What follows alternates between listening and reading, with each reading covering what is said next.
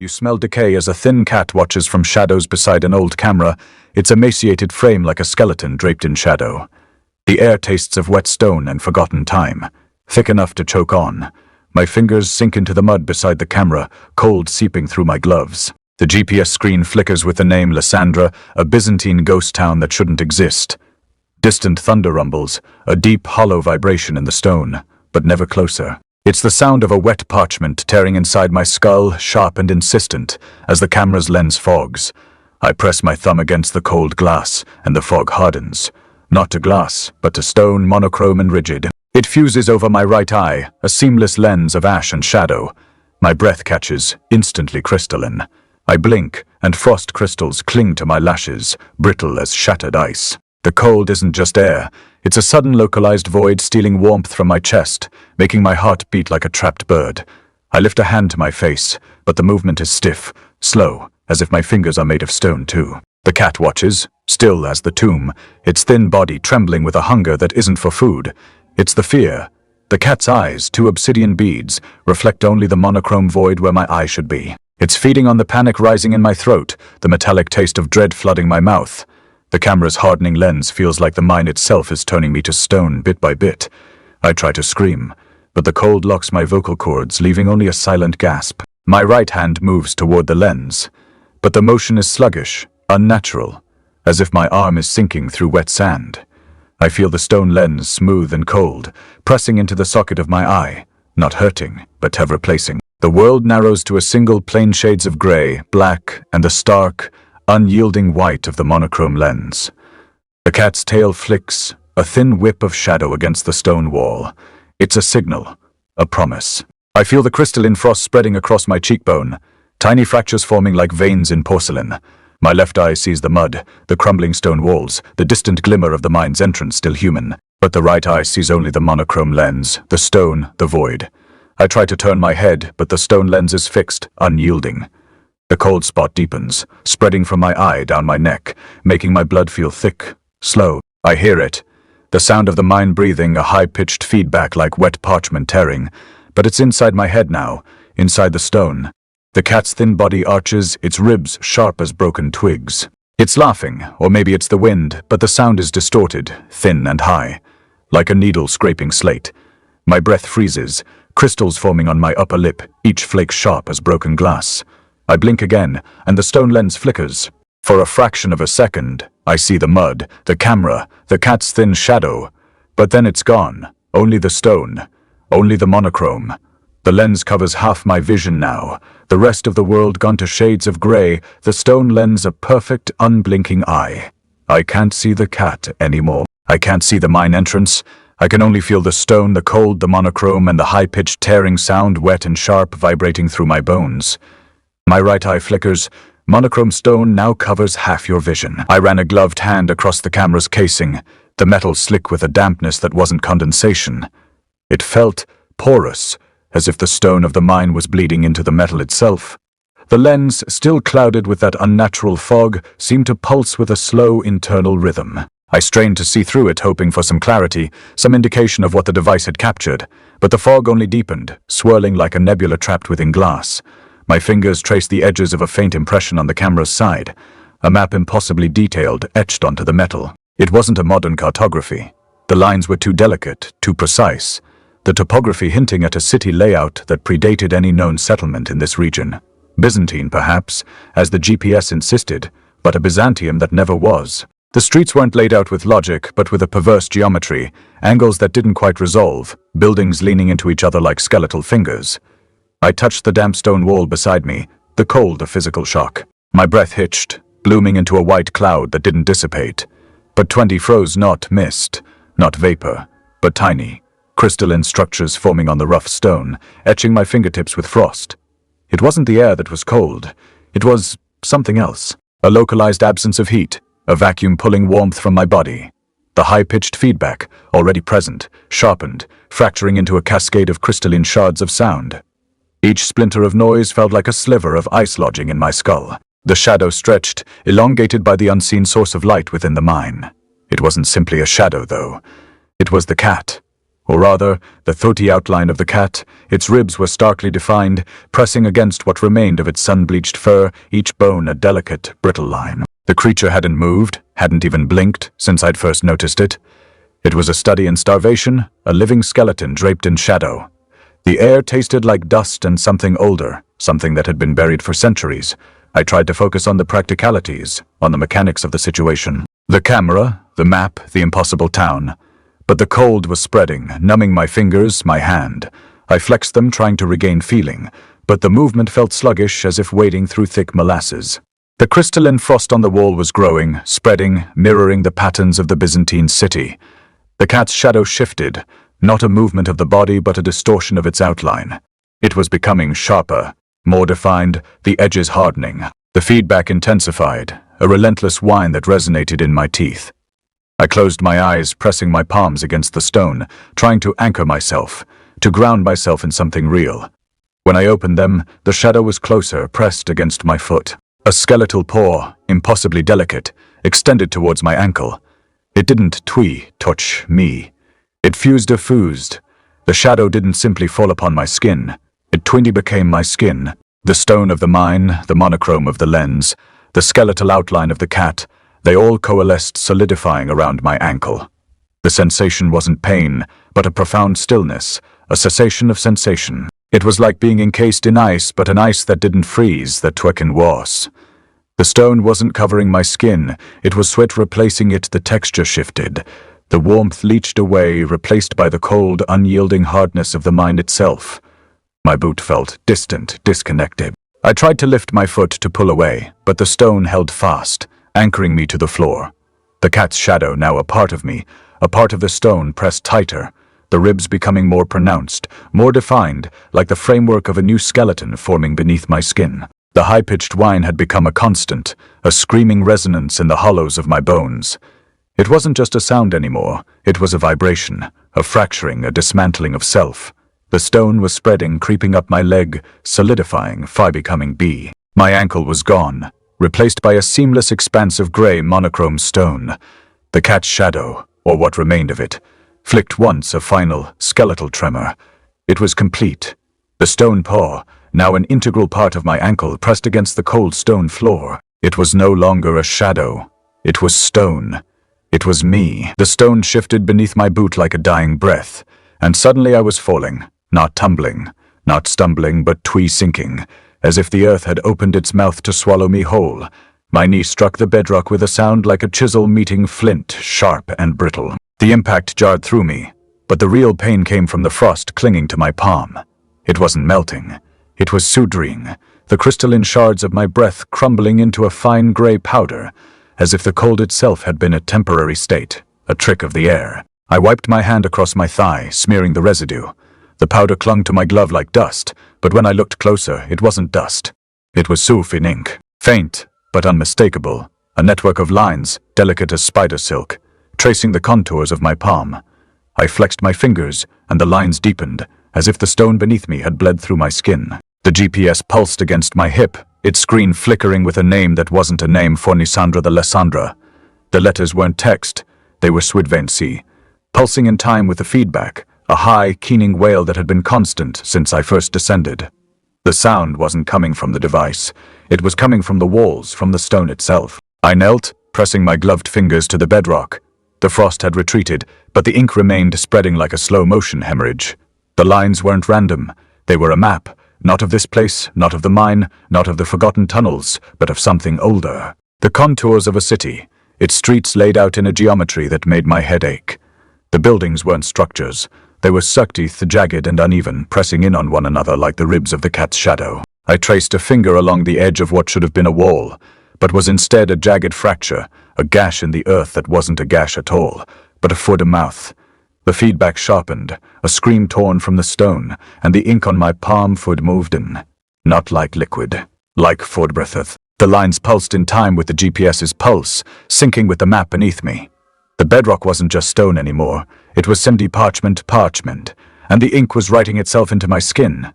I pressed harder, and the stone gave way, not with resistance, but with a wet, tearing sound, like old paper being ripped from a spine. The map beneath me wasn't etched. It was imprinted, and it was swindy hungry. The lines deepened, burrowing into my glove, my skin, the flesh beneath. I could feel the cold again, not just on my palm, but in my veins, a slow creeping freeze that wasn't temperature. It was twin memory. The cat's shadow flickered at the edge of my vision, its skeletal frame now a silhouette against the ink's glow. It didn't move, it didn't need to. The map was moving for it. The lines spread from my palm to my wrist, then up my forearm, each new stroke a needle of ice. The feedback was no longer a sound. It was a foides, a chorus of whispers, each one a name I didn't know, a place I'd never seen. I tried to pull away, but the stone held me. Not with force, with familiarity. The bedrock recognized me. It had been waiting. The ink cracked, not like stone, not like glass, like potted Omen. The lines on my palm split open, revealing a hollow beneath, a space that wasn't empty, but filled with the same gray powder, the same fossilized ash. It crumbled into my glove, and I could feel it settling into the creases of my skin, seeping into my blood. The map wasn't just on the stone anymore. It was softened me. The GPS pulsed again. Lysandra, the ash in my palm shifted, reforming into a single jagged line, a crack, spreading from my wrist to my elbow, branching like roots. The stone beneath me hindside, the bedrock splitting open in a perfect mirrored fracture. The city's outline wasn't just a map anymore. It was a fuffin wound, and it was opening. I didn't scream. I didn't have a voice, but the cat did. Its shadow stretched across the fissure, its ribs pressing against the ink like a hand pressing against glass. The feedback became a roar, a chorus of names, of places, of Twampin Mai. The ash in my palm turned brittle, flaking away to reveal the stone beneath. No, not stone Fendime. The crack reached my shoulder, and then the map some-breathed. The alcove wasn't a finding, it was a yielding. The wall breathed inward, a subtle shift in the stone's weight, and the air around it lost all heat. Not a chill, exactly. More like the absence of warmth, a hollow space carved out of the temperature itself. Dust motes hung suspended, refusing to settle, caught in the stillness. The feedback, that high-pitched whine that had been burrowing into my skull for hours, lessened, not ceasing entirely, but muted, as if muffled by a thick layer of felt. It wasn't a comfortable silence. It was the silence of anticipation, the held breath before a collapse. And then I saw it. The cat. It wasn't the shadow anymore, solid, or as solid as anything in this place could be, thinness bordering on skeletal. The ribs were starkly visible beneath its ash-bleached fur, each movement a delicate articulation of bone and sinew. It hadn't entered the alcove. It was soven, the alcove, or a part of it, blending into the grey stone, a phantom limb of the mine itself. It didn't acknowledge my presence, didn't flick an ear or twitch a whisker. It simply sat perfectly still, its gaze fixed on some point beyond the crumbling walls, beyond the darkness. Beyond me. I moved closer, drawn by a compulsion I couldn't name. Each step raised a fine cloud of dust, the particles catching the faint light of my headlamp, dancing like lost souls. The cat's fur felt wrong, not coarse, not soft, but tortury. Like the ink on my palm, it seemed to absorb light rather than reflect it. I reached out, hesitant, and my fingers brushed against its flank.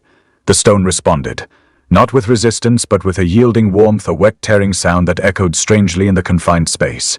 It wasn't the cat's flesh that gave way, it was hardening, solidifying. The fur beneath my fingers lost its texture, its softness, becoming granular, brittle. A fine grey powder dusted my glove, but it wasn't powder, it was stone. I snatched my hand back, a strangled sound escaping my lips. The cat didn't flinch. The transformation continued, spreading from my point of contact, the fur transforming into a dull, grey stone. The ribs, once visible beneath the skin, became pronounced ridges, the bone itself extending, forming a skeletal framework of rock. The process wasn't violent, not painful for the cat, but the sensation in my hand and my sondy arm was a creeping numbness, a slow creeping petrification. I tried to pull away, but my fingers seemed to have fused with the stone, the cat's body becoming an extension of my own. The wet, tearing sound intensified, the stone expanding, fracturing the surrounding bedrock. The alcove wasn't a recess. It was a mold, and the cat was filling it, becoming one with the mine. And I was becoming one with them. The feedback ceased altogether, replaced by a low, grinding rumble, a geological groan as the stone reshaped itself, reforming around the cat's body. The cat's head remained unchanged, the process slowing, but the eyes were changing. The pupils constricted, the irises fading, until all that remained was a solid monochrome gray, stone eyes staring into nothingness. My hand was numb to the elbow. The stone had reached my wrist, the gray spreading up my forearm, the skin hardening, losing all elasticity. I could feel the bone beneath, losing its shape, becoming brittle, merging with the cat's skeletal structure.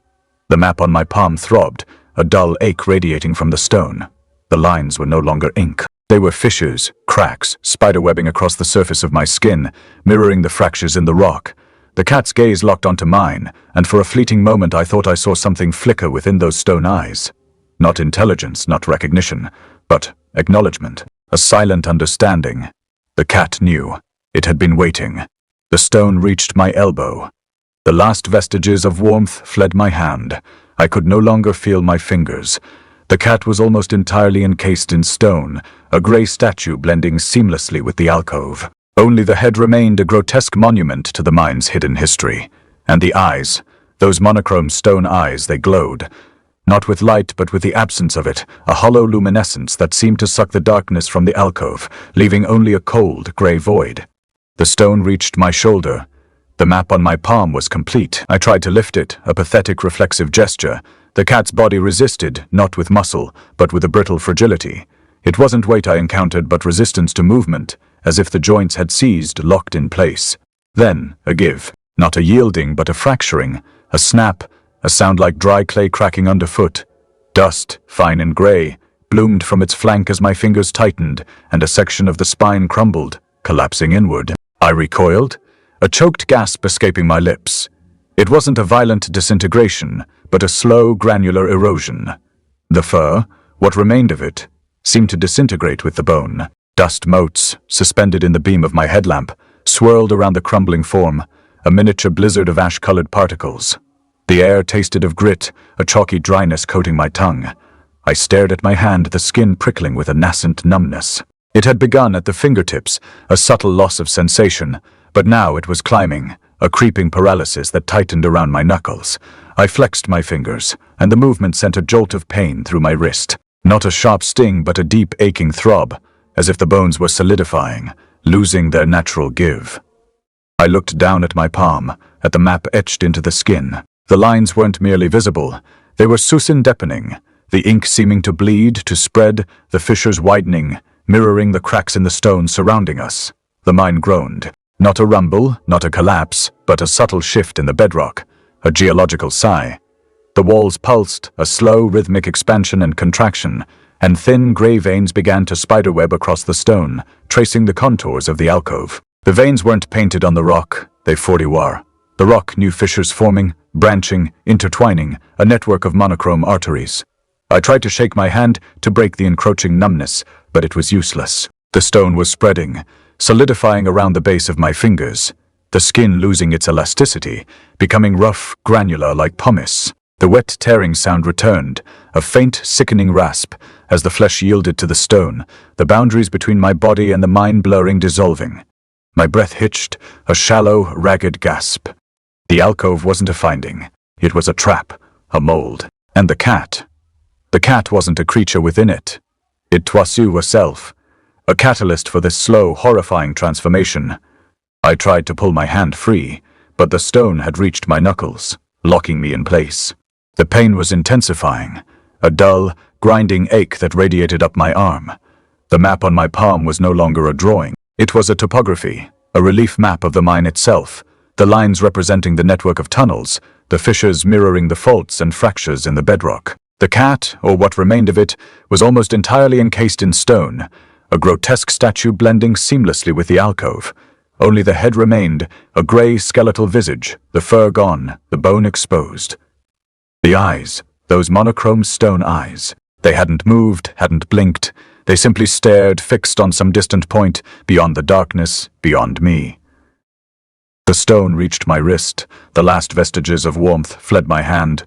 I could no longer feel my fingers. The cat's head tilted slightly, a subtle movement that sent a tremor through the stone, a vibration that resonated through my arm. The monochrome veins on the walls pulsed faster, the rhythm mirroring the frantic beat of my own heart. The air grew colder, the temperature dropping, but it wasn't a natural cold. It was the cold of absence, the cold of stone, the cold of oblivion. The stone reached my forearm. The map on my palm was complete, the lines connected, forming a perfect, unbroken circuit. The stone eyes glowed, not with light, but with the absence of it, a hollow luminescence that seemed to suck the darkness from the alcove, leaving only a cold, gray void. A faint, high-pitched whine, a remnant of the feedback returned, but it wasn't coming from the walls. It was coming from within my own skull. The cat's gaze locked onto mine, and for a fleeting moment I thought I saw something flicker within those stone eyes. Not intelligence, not recognition, but acknowledgement, a silent understanding. The cat knew. It had been waiting, and it had won. The vein. I had to touch it. A foolish impulse, a desperate grasp at something tangible in this suffocating grayness. It wasn't like the others, these branching fissures that crisscrossed the alcove. This one was different. Smoother, colder, radiating a subtle hum against my palm. It felt less like stone, more like petrified wood. A tree swallowed by the earth, slowly, inexorably transformed. The moment my skin made contact, a jolt, not of pain but of a profound, chilling stillness, spread through my arm. It wasn't a quick shock but a gradual encroachment, like frost creeping across a window pane. The map on my palm flared, the lines glowing with a sickly luminescence, then fading to a deeper, more permanent etching. The veins on the walls pulsed in response, a synchronized rhythm that felt disturbingly like a heartbeat. I tried to pull away, but my hand was adhering, a slow, viscous bond forming between my flesh and the stone. A sound, a low, wet rasp, like parchment tearing, emanated from my forearm. Not from the walls, but from Subi me. The stone was claiming me, layer by layer. My voice caught in my throat, a strangled gasp that felt foreign, distant. I opened my mouth to speak, to cry out, but the sound that emerged was a dry, brittle whisper, barely audible even to myself. It tasted of dust and something else, something ancient, something mineral. A stumble, my legs, suddenly weighted, gave way, and I pitched forward, scraping against the rough stone floor. The world swam, a monochrome vortex of gray and shadow. The air thickened, becoming heavy, suffocating. The distant thunder, a constant, low rumble, seemed to intensify, vibrating through my bones. I pushed myself up, dragging a trail of fine gray dust across the floor. The stone on my arm had crept further, encasing my wrist, the skin beneath tightening, stretching, becoming brittle.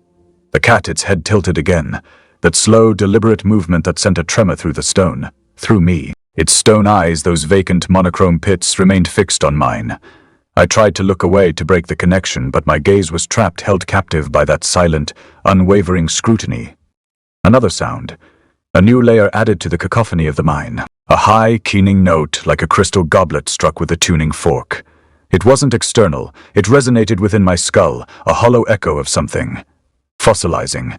My thoughts, once sharp and defined, began to blur, the edges softening. I fought to retain a grip on reality, to cling to the memory of my name, my past, my purpose. But the stone was relentless, a slow, insidious erosion of self. I attempted a cough, a clearing of my throat, but the effort produced only another dry whisper, a fragment of a sound lost in the vast, echoing darkness. The map on my palm shifted again, the lines rearranging themselves, forming new pathways, new connections. It wasn't just a representation of the mine, it was becoming a blueprint, a plan for my own transformation. The stone reached my elbow. The numbness was spreading, a creeping paralysis that stole the feeling from my fingers, my hand, my arm. I could feel the change, the granular texture replacing the softness of my skin, the rigidity encroaching upon the flexibility of my joints. I was becoming part of the mine, subsumed into its ancient, silent heart. The wet stone sang, a low, mournful note, a resonant vibration that seemed to emanate from the very bedrock, a lament for a life being slowly, inexorably extinguished. The sound was not unpleasant, not terrifying, but profoundly sad, a dirge for a consciousness fading into stone. I tried to speak again, to protest, to beg for release, but the words were trapped, strangled by the encroaching stone. All that emerged was a whisper, a faint dry rasp that barely escaped my lips. It was a sound only I could hear, a private lament for a soul dissolving into the earth. A final, desperate attempt to assert my existence before it was completely erased, a futile gesture against the inevitable. The fossilization was complete. Rain, not falling, not even threatening, but pooled in the depressions of the mine floor, reflecting the gray above like a fractured sky. I hadn't noticed it before, too consumed by the creeping paralysis, the stone claiming me inch by inch. Now, In the stillness between the thunder's distant grumbles, I saw it. Small, stagnant puddles mirroring me, or what was left of me. I lifted a hand, a slow, agonizing process. The stone had reached my elbow, the weight of it immense, the cold radiating outwards, chilling me from the inside. My fingers, once nimble and quick, felt thick, unresponsive.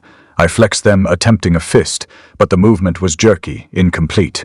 The middle finger, halfway through the gesture, stopped, not with pain, but with resistance. A granular texture spread across the skin, a dull, matte gray replacing the warmth of flesh. It wasn't a burning sensation, more like the slow hardening of clay. The gray spread upwards, engulfing the knuckle, the joint locking, becoming immobile. A sound like nails dragged across slate, rasped from within my hand. Not a scrape, not a grind, but a fudder conversion.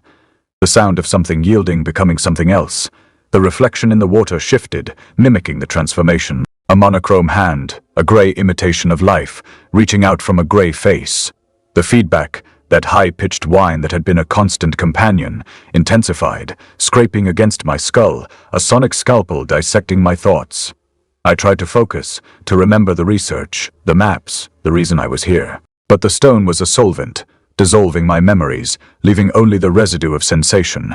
My thumb, still flesh, still yielding, felt strangely alien against the rigid gray of my other fingers. I watched, fascinated and horrified, as the petrification crept up my palm, the lines of my life, the creases of my fate being smoothed over, erased.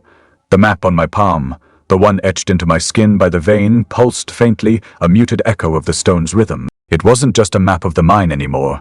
It was a diagram of my decay. The water in the pools began to vibrate, the surface rippling outwards, distorting my reflection. It wasn't the water moving, but the stone within me, resonating with some unseen frequency. The cat, still perched on the rubble pile, didn't flinch. Its eyes, those vacant monochrome pits, tracked my hand, that half-fossilized gesture with an unnerving patience. It didn't seem surprised or concerned, only observant. A collector studying a specimen. I tried to pull my hand back to halt the process, but the stone was unyielding, a permanent fixture. The rasping sound intensified, becoming a chorus of tiny fractures, the sound of my hand shattering into a million microscopic pieces, reforming a stone. The numbness spread, reaching my wrist, then my forearm. I could feel the change in my bone structure, the density increasing, the marrow solidifying. The water, now agitated, began to swirl, forming a vortex around my feet. The reflection below me was almost entirely gray, a monochrome effigy of a man.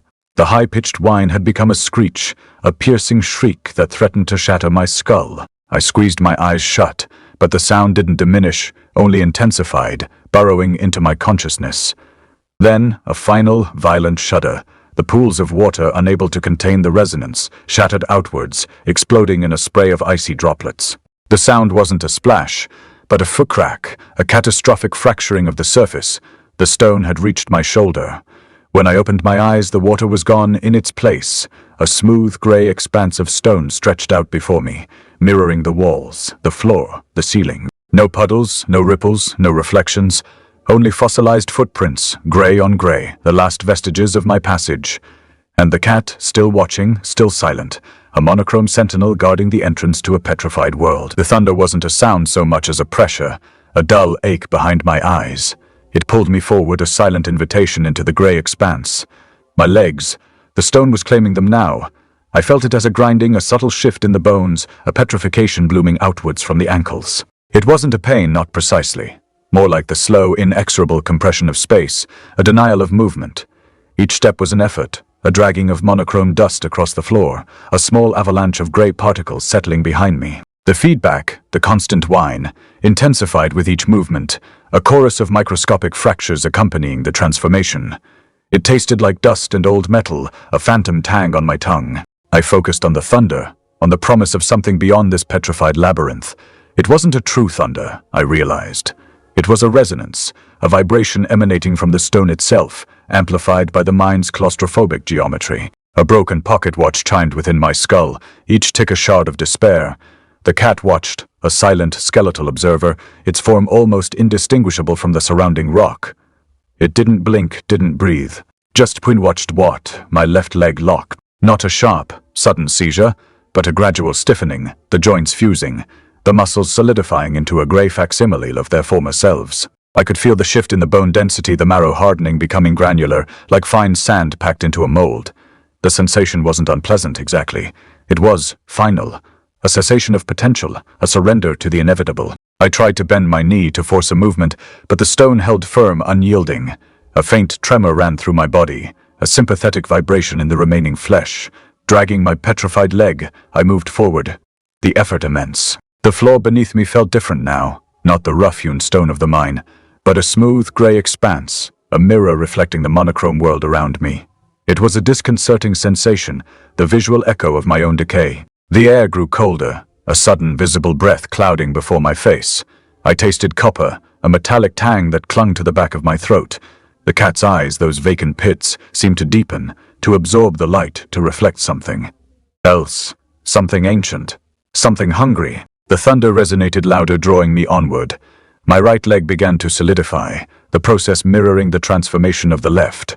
The grinding, the compression, the taste of dust and metal. I fought against it, a futile resistance against the inevitable. What was the point of resisting? What was there to return to? The research? The maps? They were dissolving, fading, becoming as grey and lifeless as the stone claiming me. The guilt, a constant companion, intensified, a crushing weight on my chest. Guilt for what? For seeking this place. For disturbing something that should have remained undisturbed. The questions dissolved into the whine, the fractured chime of the pocket watch. The cat shifted, a subtle movement, a slight adjustment of its skeletal frame. It didn't move its eyes, but the angle of its head changed, as if it were focusing on something beyond my perception. I felt a prickling sensation on my skin, a sense of being observed, not just by the cat, but by something larger, something unseen. A cosmic entity detached, indifferent, watching my slow petrification with an unblinking gaze. My torso began to solidify, the process creeping upwards, constricting my lungs, making each breath a labored effort. I felt the stone claiming my ribs, my spine, my shoulders. The feedback reached a crescendo, a piercing shriek that threatened to shatter the very foundations of my being. I wanted to scream, but the sound was trapped, choked by the encroaching stone. I wanted to remember, to grasp at the fragments of my former self, but the memories were slipping away, dissolving into the grey. The thunder pulsed, a rhythmic beat echoing the stone's advance. My arms followed, the sensation of numbness spreading outwards from my shoulders, immobilizing my fingers. I could still see, still feel, still think, but my body was becoming a monument to my folly, a grey effigy of a man trapped within a petrified tomb. The cat remained motionless, a monochrome sentinel guarding the gateway to oblivion.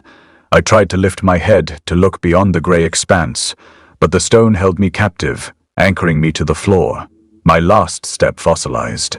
A rigid crack spider-webbed across the floor, a permanent fissure in the stone, marking the end of my passage. I was no longer Elias Wagner, disgraced academic. I was a statue, a relic, a testament to the mind's enduring power. A monochrome echo of a man who dared to trespass. The cat didn't move. It simply watched. The transformation didn't stop at my legs, nor did it remain confined to the stone's cold embrace.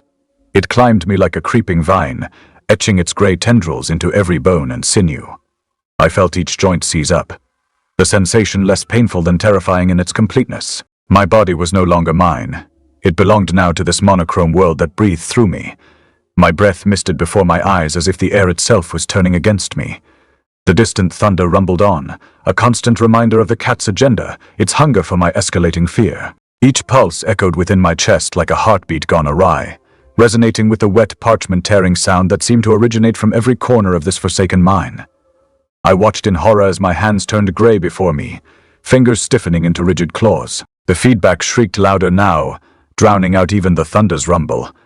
It was a symphony of despair played on strings made taut by tension and dread. This wasn't just fossilization, it was petrification born from within. My eyes were still mine, though they felt heavy, weighted down with disbelief at what I witnessed.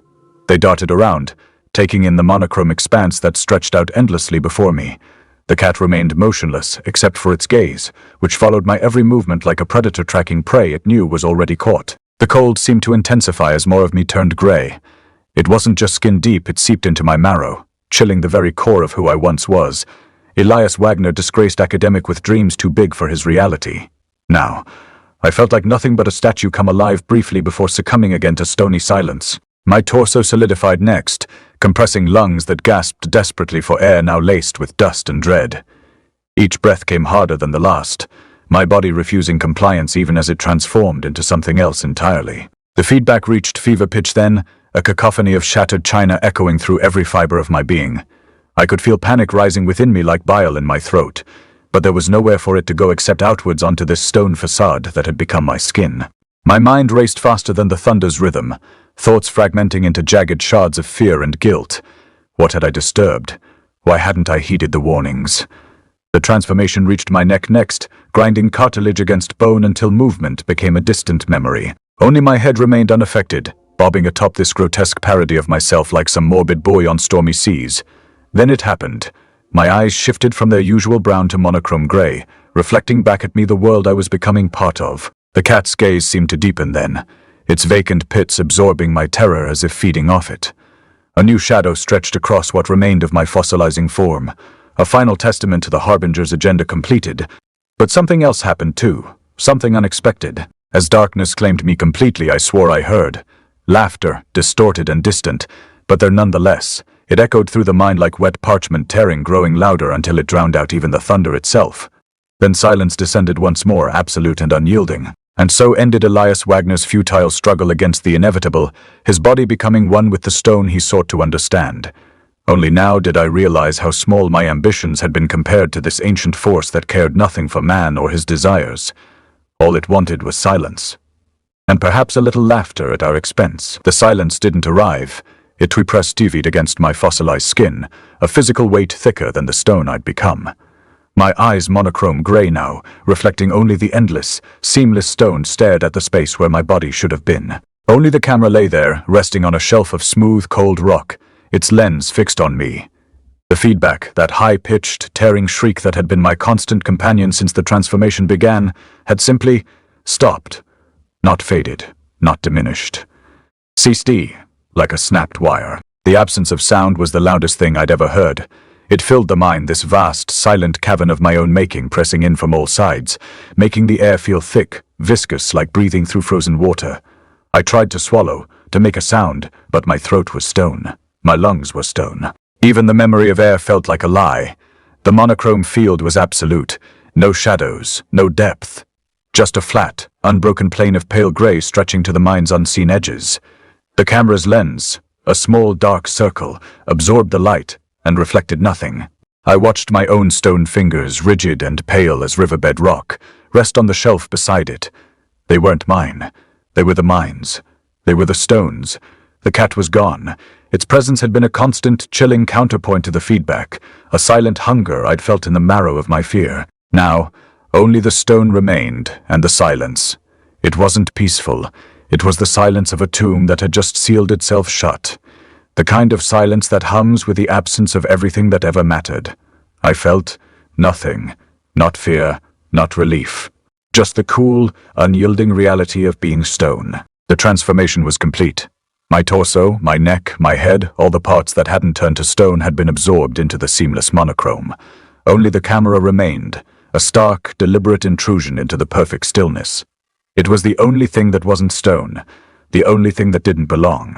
I watched it, the camera, waiting, not for me. For the moment when the stone would be something else, something complete, something the camera could capture. The silence deepened, pressing against the fossilized walls of my own existence. I felt the cold seep into the very core of my being, not as a sensation, but as a simple fact of my state. I was stone.